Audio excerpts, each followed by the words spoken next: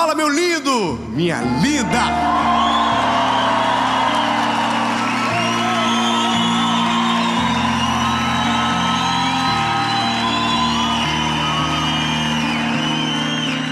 Irmão,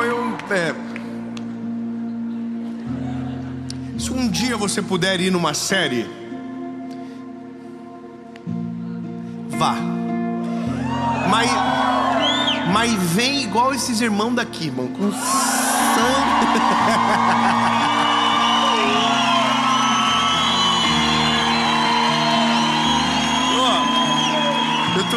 Eu tô muito feliz. Eu quero ministrar o que está no meu coração.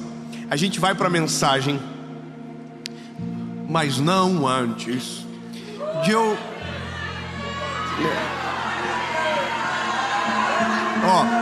Aí abaixo da tela onde você está assistindo tem um likes. Clica no likes. Vamos joinha. Quando você clica, o YouTube fala: que é isso, hein? Top. Manda para mais gente. Compartilha, comenta. Lá embaixo comenta: nossa, 7.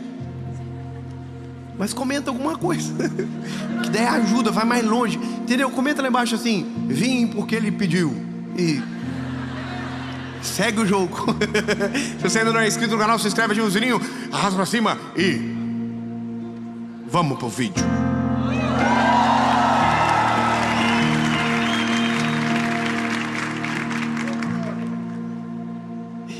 Ai, ai. Quem é da década de 90 aqui? Você é mais desanimado, você percebe? Já leva assim. Quem é dormiu? Já tem mais fôlego já. Um já matou 18 que falou aqui, né? Quem tem botox?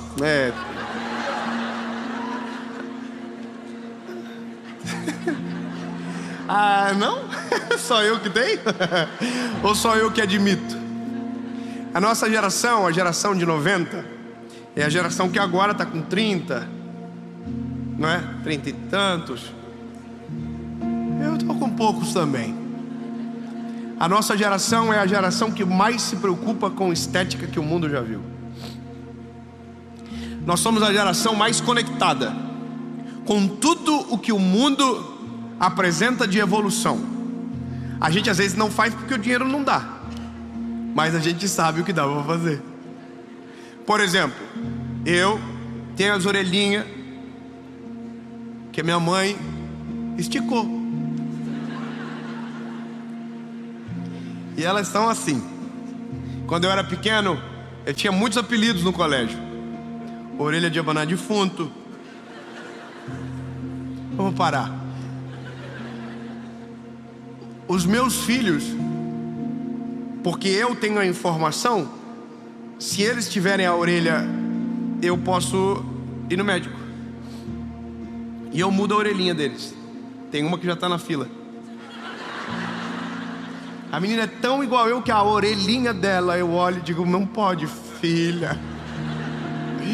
Mas eu não vou deixar ninguém chamar ela de orelha de abanar defunto, irmão. Se chamar, vai entrar no pau. Mas se der, eu dou uma arrumadinha. A nossa geração consegue mudar muito fácil a estética, o estereótipo, o exterior. A gente é a geração do preenchimento. É uma coisa nova agora, né? As irmãs tudo em silêncio. A boca cresce do nada. Os irmãos rindo, né? Queixo tudo quadradinho. Do nada. O problema é os filhos que vão nascer, não vão ser a cara de ninguém. Mas isso a gente resolve depois. Agora pode fazer, que é maneiro, até é engraçado. Tem um povo que dá uma exagerada, né? Dá até um pouco de medo assim. Você olha e fala assim: que é isso, amigo? Bateram? Eu disse: não, é natural. Só tomar um cuidadinho. Mas é porque a gente se preocupa com a estética. A gente se preocupa com a roupa que a gente veste. Porque no fim, a gente se preocupa com a imagem que os outros têm ao nosso respeito. E eu quero falar sobre o que ninguém enxerga. Eu não sou especialista em estética. Eu não sou especialista em estereótipo. Por mais que todo mundo que está aqui sabe julgar como ninguém o estereótipo do outro. Todo mundo conhece alguém que é rico, mas tem cara de pobre. E todo mundo conhece um pobre.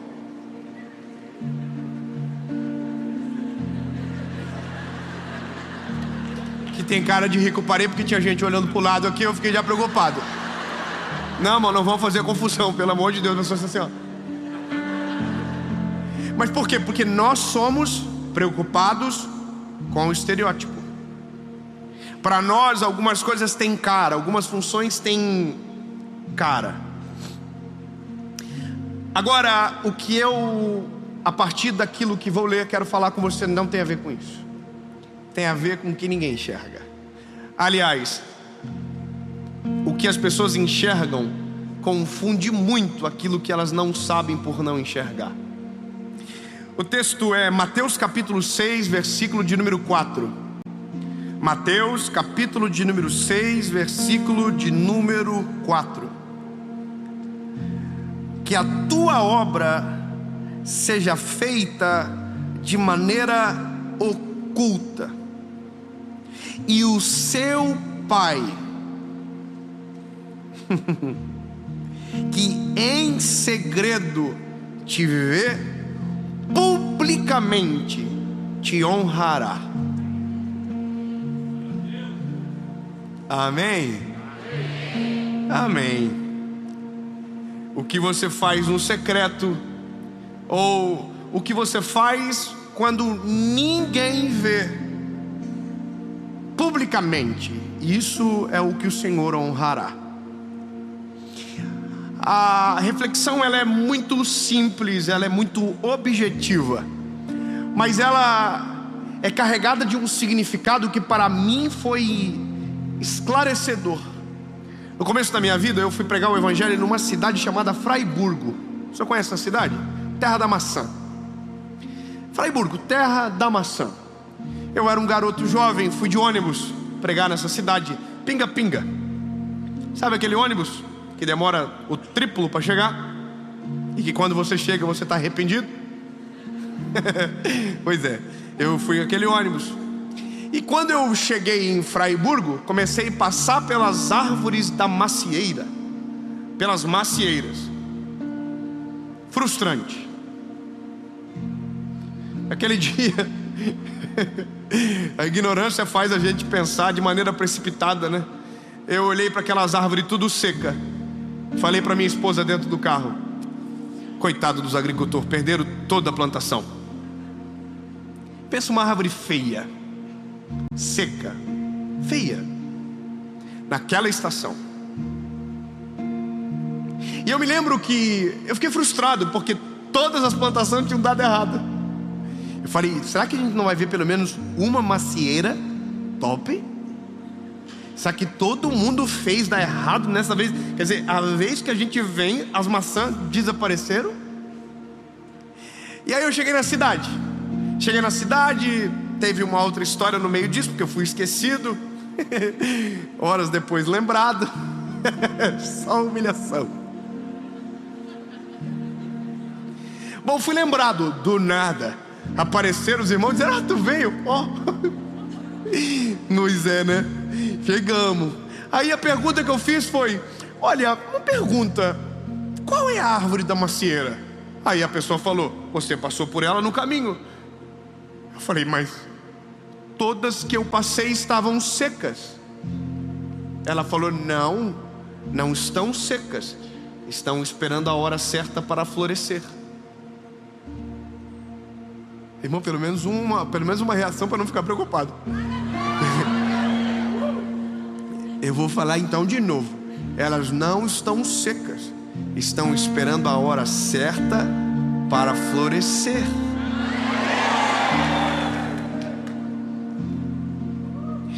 Lembra que a gente falou sobre processo agora há pouco? Lembra?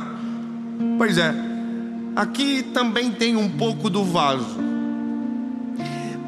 Porque algumas estações da nossa vida, todos vão olhar para nós e não haverá frutos aparentes. Em algumas estações da nossa história, nós iremos parecer que estamos mortos. Mas existem dois fenômenos dentro de uma árvore: o que acontece por dentro e o que acontece por fora. Na nossa vida não poderia ser diferente. Existem fenômenos que acontecem por fora e existem outros fenômenos que acontecem aqui dentro. Mas lembra que no começo de tudo, quando ainda falávamos do preenchimento, quando ainda falávamos do Bostóskis, chegamos à conclusão que a aparência nos importa demais. Lembra que nós somos extremamente visuais e, portanto, nos preocupamos muito com a aparência.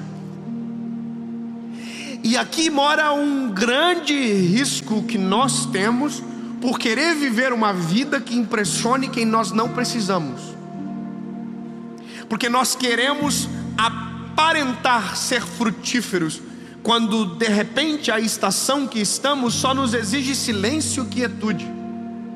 Nós queremos mostrar que está dando tudo certo, quando na verdade não está dando tudo certo. A gente só precisa silenciar e esperar o tempo. Existem momentos na nossa vida que os frutos irão aparecer, mas existem momentos que os frutos irão sumir, e que nós vamos ser olhados e nós não seremos percebidos da maneira que desejamos, porque nós não estamos nos olhando de dentro para fora, mas de fora para dentro.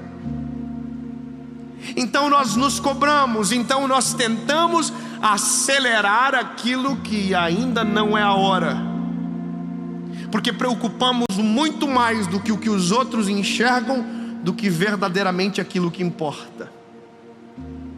Senão eu vou falar algo aqui, mas ninguém vai se alegrar, porque não tem gente feia aqui. Mas eu quero te dar uma notícia, meu lindo: o Deus que você serve não se importa com a tua aparência. Preciso de 30 irmãos feios para celebrar isso junto comigo agora. Não, irmão, o sangue de Jesus tem poder. Fala assim: aqui não, Satanás, sai daqui. Eu sou lindo. Posso até não parecer, mas sou. Lindo! Deus não está preocupado com a tua aparência. Deus não está preocupado com aquilo que você vende na rede social. Deus não está preocupado com aquilo que você conta para os outros. Deus não está preocupado com o que eu estou pregando aqui. Deus está preocupado com o que eu estou vivendo lá atrás. Deus está preocupado não com você publicamente. Deus olha para você dentro do teu secreto. O que faz Deus fazer algo por você não é o que você vende no público, é o que você esconde no secreto. É porque a gente está numa geração que só faz quando tem alguém vendo, que só faz se tiver uma câmera ligada, que só faz se tiver holofote, que só faz se tiver aplauso. Ô lindo, eu sei que é uma coisa difícil, porque nós somos assim, a gente gosta de olha, estamos fazendo. Só que lindo, deixa eu te falar, a Bíblia me deixa claro que a honra de Deus não advém pelo que eu faço no público, advém por aquilo que eu vivo no secreto.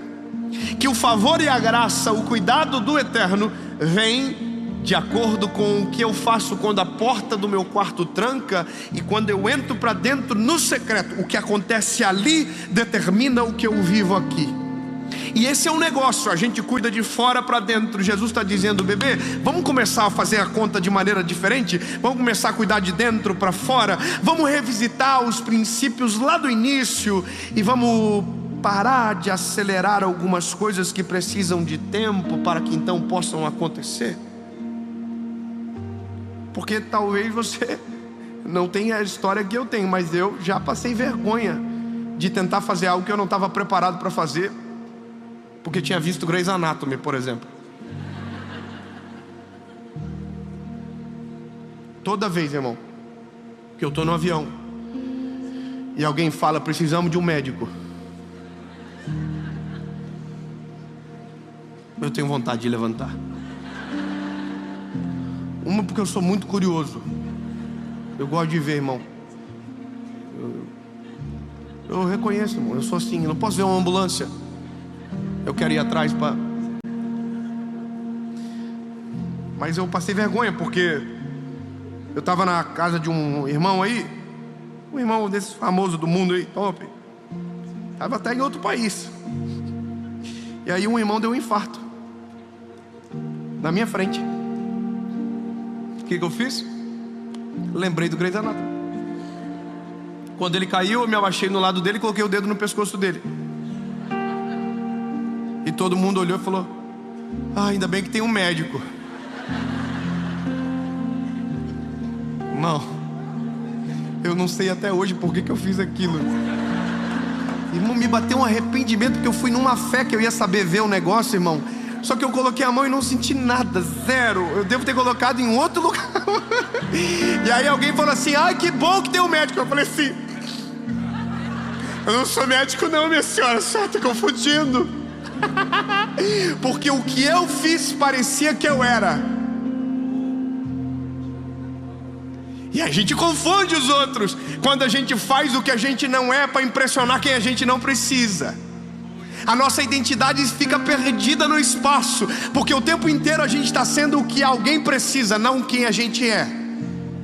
A gente está o tempo todo preocupado em fazer algo que nos coloque numa posição de destaque, mesmo sem querer.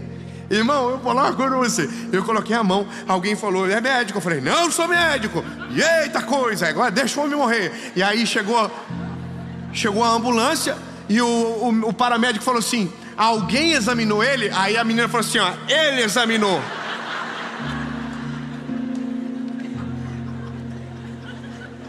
E aí o paramédico perguntou pra mim: e aí, como é que tava a pressão dele? Eu falei: tava ruim. Mas e aí? Tava difícil, tava bem preocupante. Ele tá assim, tá até meio branco, se o senhor observar.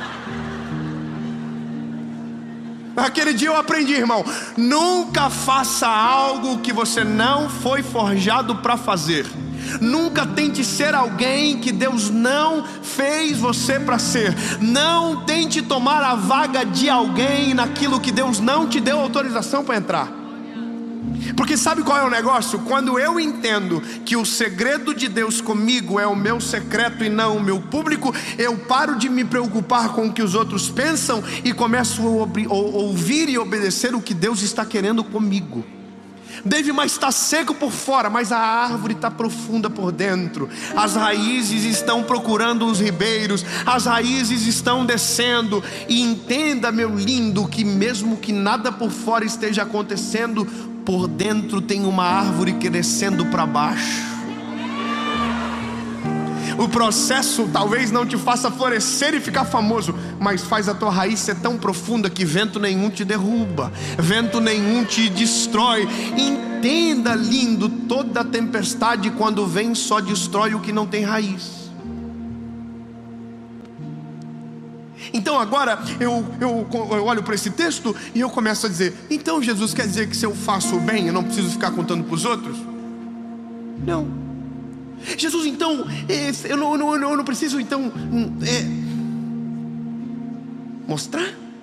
Porque o Senhor diz que as nossas obras têm que ser conhecidas perante o Pai e perante os homens.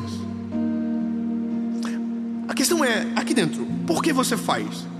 É para os homens ou para a glória de Deus perante os homens? Porque tem uma diferença, não tem? Porque tem o mesmo texto bem próximo que diz o que a mão direita faz, a esquerda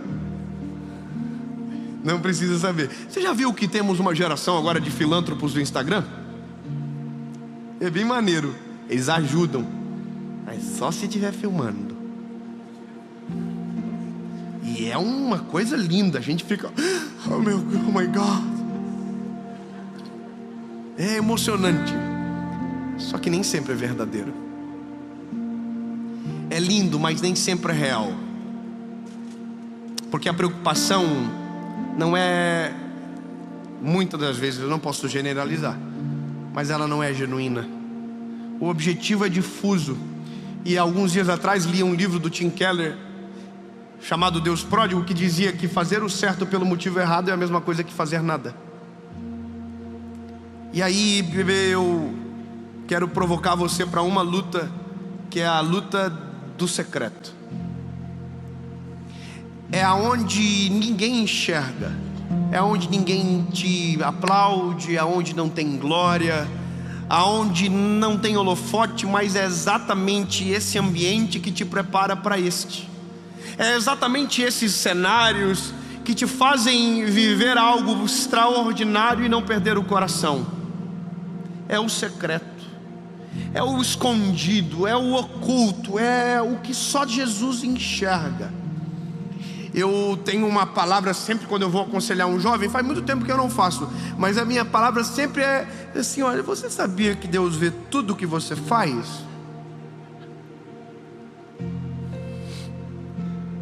Aí a pessoa diz: ah, é? Então ele vê quando eu vou trabalhar?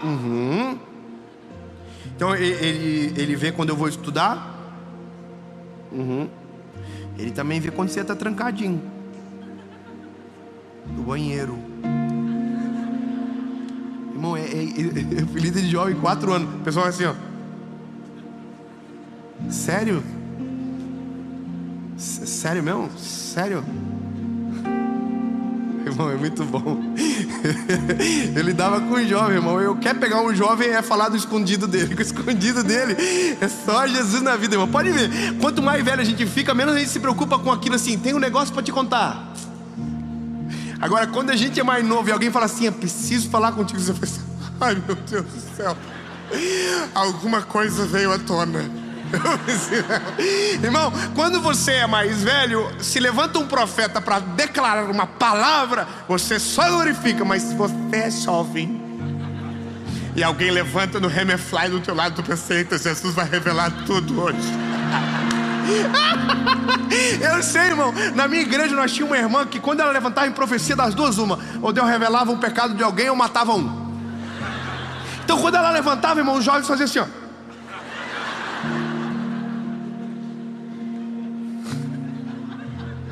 Porque o secreto é o que Deus importa. O secreto é o que Deus nos contempla. E eu vou te provar na palavra que Deus faz coisas poderosas por aquilo que a gente faz quando ninguém nos vê. Porque a nossa preocupação sempre está no público. O que os outros estão pensando, o que o irmão pensa de mim, o que o outro diz. É por isso que tem muita gente vivendo uma vida fake. Uma vida fake. Está cheio de gente vivendo uma vida fake, comprando o que não gosta para agradar quem não precisa, comprando o carro que não deseja para agradar aquele que sonha, comprando algo, vivendo algo, contraindo dívida, porque está muito preocupado com o que os outros vão dizer. E aí estão tudo com os nomes no SPC. E o tirar o nosso nome do SPC aí, quase tiraram, mas acabou. Quem pegou, pegou. Obrigado, irmã. A irmã pegou, eu senti que você sentiu a referência. Vamos falar uma coisa pra você, lindo. Tem um homem na Bíblia chamado Davi. E eu sou apaixonado por uma faceta da história. A faceta da história que me apaixona é que o dia que o Samuel chegou na casa dele para ungir o próximo rei de Israel, ele não estava em casa. No dia mais importante da vida dele, ele não estava em casa, ele estava trabalhando, cuidando das ovelhas. É doido imaginar isso, né? Que no dia mais importante da vida de alguém, ele não estava no que a gente chama a hora certa, lugar certo. Ele não atingia os padrões estéticos. Ele não está em casa porque está cuidando das ovelhas. Mas aí o Samuel passa em revista por todos os filhos e nenhum é o rei. Você vai gostar muito do que você vai ouvir agora. Nenhum é o rei, nenhum. E aí o Samuel pergunta para o Jessé: ô Jessé, os teus filhos estão todos aqui? E ele disse: não, resta um, o mais jovem, que não está aqui porque está trabalhando, cuidando das ovelhas. E aí Samuel diz: pois então mande-o chamá-lo, porque ninguém vai se assentar à mesa até que ele chegue.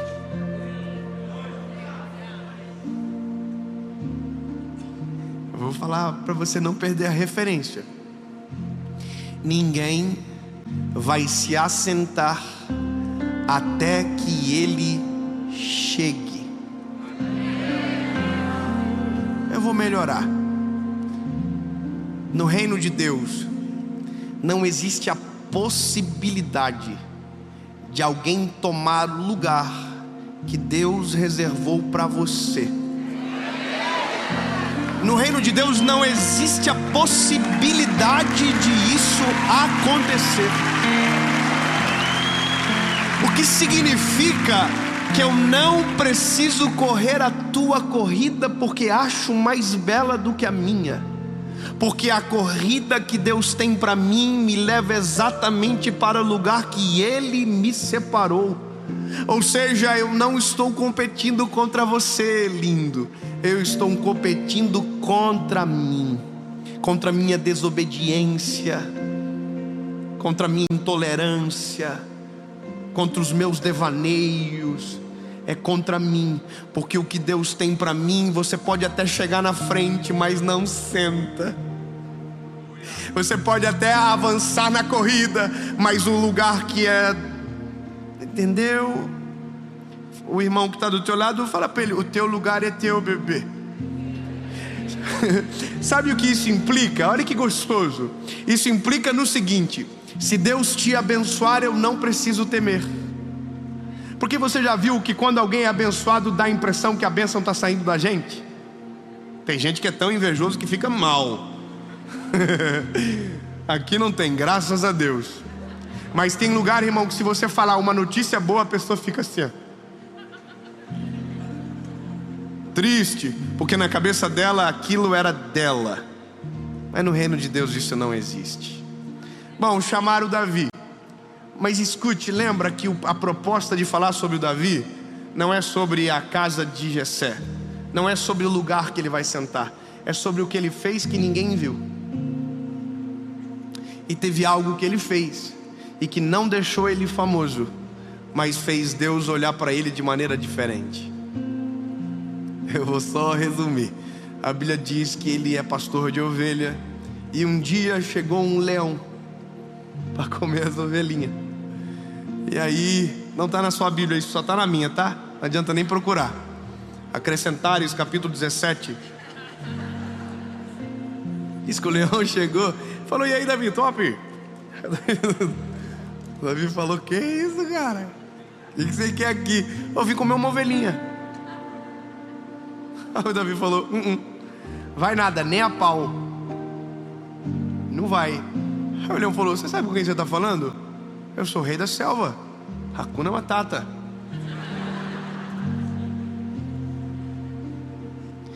Bom, resumindo a história, o leão descansa no Senhor. Hippie leão foi embora.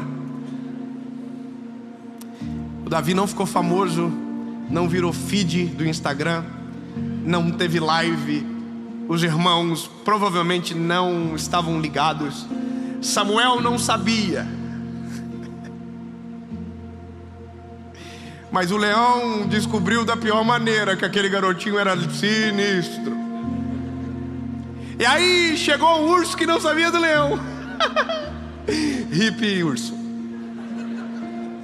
Morreu tudo. Aí de repente você estranha o Davi sendo chamado para a casa do pai dele para ser ungido ao reinado de Israel. Oh bebê, é porque tem coisas que acontecem que você não vê, eu não enxergo, mas Deus dos céus e da terra contempla o secreto e aquilo que ninguém viu. Ele é poderoso galardoador para te recompensar. Então para com esse papinho: ninguém me valoriza, ninguém me nota, oh meu Deus, ninguém me olha. Jesus te olha, te contempla, te enxerga. Então a partir de hoje esqueça do que os outros estão vendo e comece a se preocupar com aquilo que Ele está enxergando.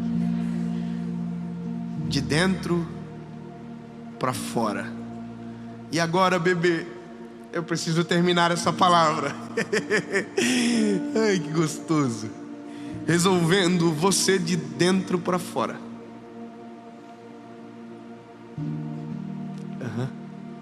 Porque lembra que antes, quando a gente era mais novo, que falava que a gente tinha que ser cristão, a gente lembrava da roupa que o cristão usava? Com o crente, lembra? O sovaco cabeludo. Vocês não são dessa época não, né? Das pernas peludas. Hoje voltou. Mas não é legal.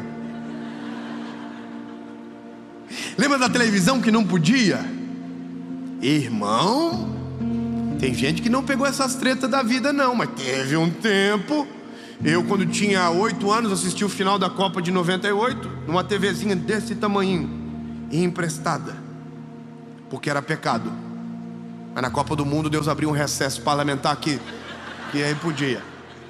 Nós assistimos uma família de 4 pessoas em fila para poder ver a televisãozinha. Na de 2002 já era uma TVzinha de 14 polegadas, mas continuava sendo pecado. Acabava o jogo, a televisão ficava no armário. Aí, irmão, a gente pensou a vida inteira que cristianismo tinha a ver com estereótipo. Então a vida inteira a gente está tentando mudar o que está fora. A vida inteira a gente está aprendendo que a mudança é de fora para dentro, mas isso é a religião que faz. Jesus não muda o homem de fora para dentro, Jesus muda o homem de dentro para fora. Eu tenho um convite para você, lindo. Esqueça o estereótipo, esqueça a aparência por agora, por mais que transborda, mas esqueça. Meu convite para você hoje é você viver de maneira intensa o seu secreto. É viver de maneira intensa onde ninguém te enxerga, dentro do teu quarto. Mas só acontece isso quando dentro de você Ele entra. Apocalipse diz: eu estou à porta e bato. Aquele que ouvir a minha voz e abrir a porta, eu entrarei e farei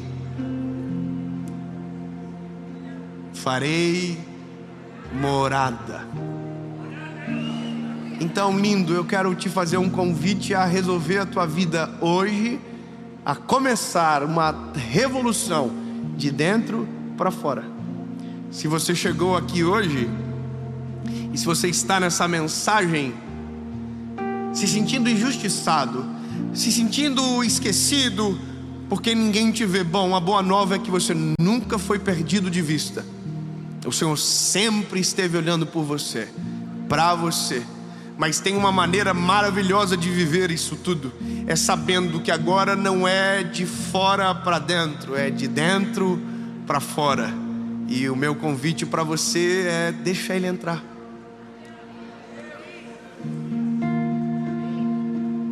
Eu vou perguntar de novo. Aliás, eu vou pedir: deixa Ele entrar. Para deixar entrar não vai te custar nada. O preço já foi pago na cruz do Calvário. Mas para Ele ficar vai te custar tudo.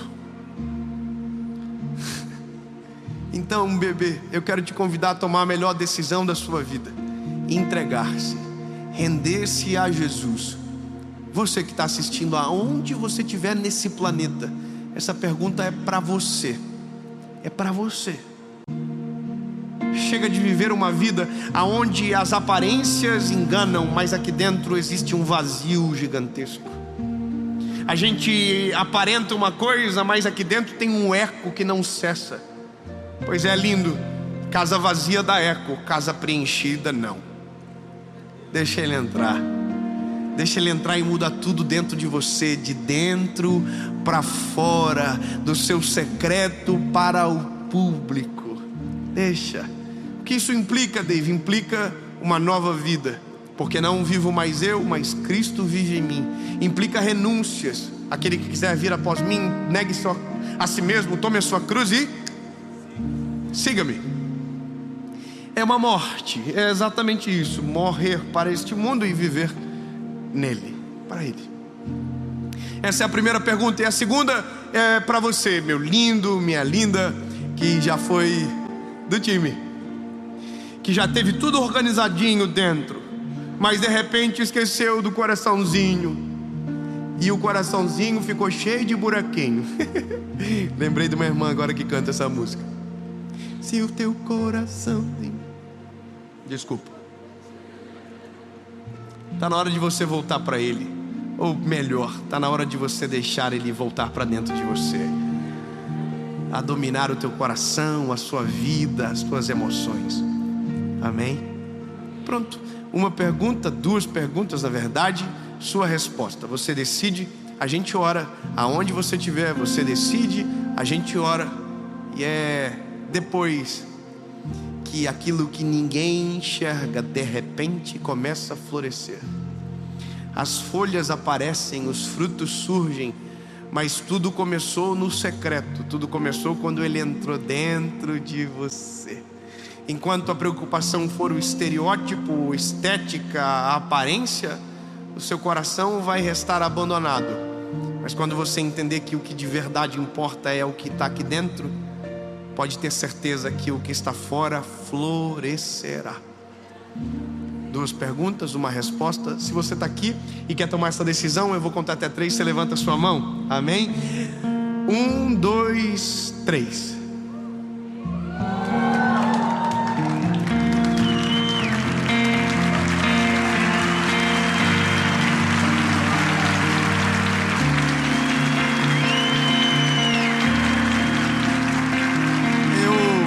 Você me permite perguntar de novo? Muita gente, eu fico preocupado. Às vezes alguém entendeu errado. Eu vou perguntar de novo, mas agora não só para você, mas para você que está aí, assistindo no outro lado. Se você quiser tomar essa decisão, eu quero fazer esse convite para você. David, o que eu faço? Se você puder, ajoelhe. Se você puder, levante. Se você puder, pare. Mas se você não puder nenhuma das coisas, apenas ore comigo, palavra após palavra. E entenda que isso é só o começo da jornada. Uma vida com Jesus não se resume em um vídeo ou a um encontro. É uma jornada que dura para sempre. Se você está tomando essa decisão, escreve nos comentários: eu estou tomando esta decisão, que nós queremos celebrar isso com você. E se você está vendo esse vídeo e você não está tomando a decisão, vai nos comentários, e aonde tiver alguém tomando essa decisão, celebra o que Deus está fazendo na vida dessa pessoa agora.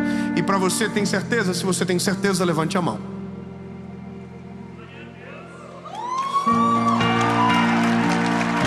Fique de pé quem está tomando essa decisão, aonde você estiver.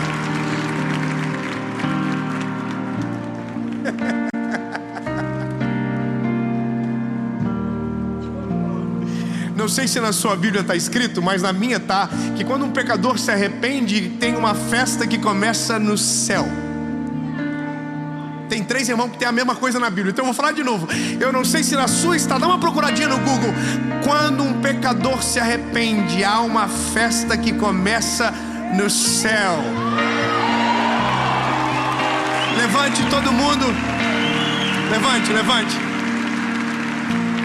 Aonde tiver alguém que tomou a decisão perto de você, se você puder, abraça essa pessoa. Diga no ouvido dela: essa é a melhor decisão da sua vida. Essa é a melhor decisão da sua história. Meu lindo, se não tem ninguém assistindo esse vídeo com você, olha para os meus olhos. Essa é a melhor decisão da sua história. Feche os teus olhos, você que está tomando essa decisão. Ore comigo. Senhor Jesus, eu reconheço que sou frágil e pecador. Reconheço que Tu és meu único, legítimo e suficiente Salvador. Perdoa os meus pecados, apaga o meu passado e escreve meu nome no livro da vida. Eu nunca mais serei o mesmo. A partir de hoje, eu sou completamente seu. Em nome de Jesus. Amém.